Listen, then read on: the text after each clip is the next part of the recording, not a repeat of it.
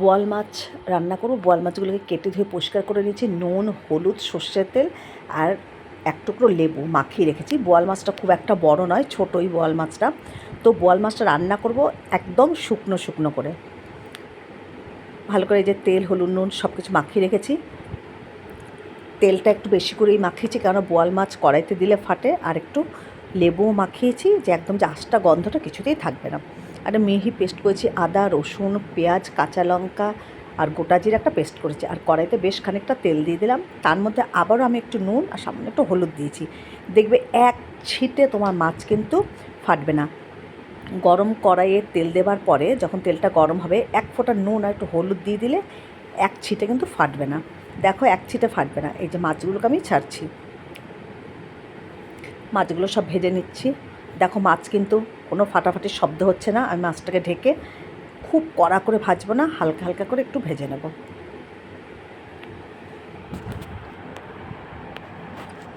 মাছগুলোকে উল্টিয়ে দিচ্ছি, এক পিঠ হয়ে গেছে। দেখো, মাছ কিন্তু একটুও ফাটছে না জোরে জোরে।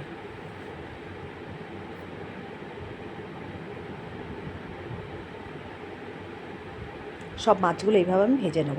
আর মাছটা খুব একটা বড় নয় তো, ছোটো মাছটা। যাই হোক, তো আমি এটা একদম শুকনো শুকনো করে আদা, রসুন, পেঁয়াজ, কাঁচা লঙ্কা, জিরে দিয়ে একদম শুকনো শুকনো করে নামিয়ে নেবো। এই যে মাছগুলো সব ভাজা হয়ে গেছে।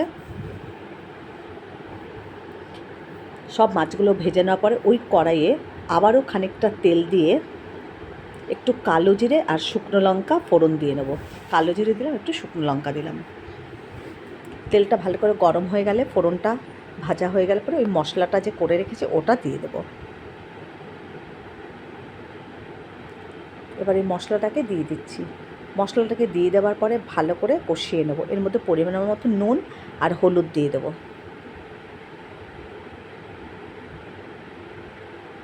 এক চামচ হলুদ আর অল্প একটু নুন দিয়ে দিলাম, কারণ মাছেও নুন হলুদ মাখানো আছে। আর মশলাটাতে অল্প করেই আগে নুন দিয়ে নিলাম। এবার খুব ভালো করে মশলাটা কষিয়ে নেব। খুব ভালো করে মশলাটাকে কষিয়ে নিচ্ছি। সামান্য একটু চিনি দিয়ে দিলাম, সামান্য, একদম সামান্য। ভালো করে কষিয়ে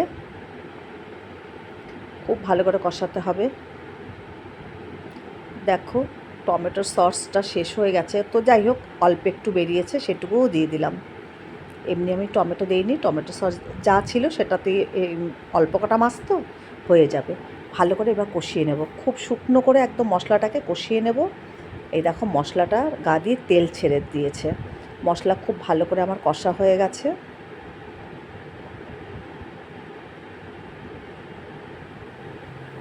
এবার খুব সামান্য পরিমাণে জল দিয়ে মশলাটাকে একটু কাদা কাদা করে নেব। এ দেখো, মশলা খুব ভালো করে আমি কষিয়ে নিলাম।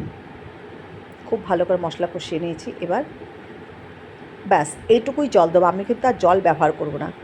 ভালো করে মশলাটা নাড়িয়ে চাড়িয়ে একটু ফুটে উঠলে প্রত্যেকটা মাছ এর উপরে দিয়ে দেবো। দেখো, মাছগুলো দিয়ে দিয়েছি। এবার একটু ঢাকা চাপা দিয়ে কিছুক্ষণ রেখে দিলেই বোয়াল মাছ কিন্তু রেডি হয়ে যাবে। এই যে ঢেকে দিয়েছি, একদম শুকনো অবস্থায় নামিয়ে নেব। তোমাদের যদি ভালো লাগে লাইক করো, কমেন্ট করো, শেয়ার করো আর ইউটিউব চ্যানেলটাকে সাবস্ক্রাইব করো। দেখো, আমি কিন্তু জল দিইনি, ওই সামান্য একটু জল দিয়েছি। আর এই ভাপে ভাপে মাছটা হয়ে যাবে। বোয়াল মাছ কিন্তু এইভাবে শুকনো করে করে খেয়ে দেখবে। মাখা মাখাও করিনি, একদমই ঝোলটা আমি রাখবো না, খুব ভালো লাগে খেতে। দেখো, এই দেখো, এই অবস্থায় এবার মাছটাকে আমি নামিয়ে নেবো। একটু উল্টিয়ে দিচ্ছিলাম, উল্টানো হয়ে গেছে। বোয়াল মাছ কিন্তু হয়ে গেছে। আবার গ্যাসটাকে অফ করে দিলাম। এই দেখো, বোয়াল মাছটা এবার আমি নামিয়ে নেব। আবার গ্যাস অফ করে দিচ্ছি, চাপা দিয়ে রেখে দিয়েছিলাম। এবার ঢাকনাটা খুলে দিয়েছি। এই দেখো, মাছটা আমার কিন্তু একদম শুকনো শুকনো রান্না হয়ে গেছে। বোয়াল মাছ কিন্তু একদম রেডি।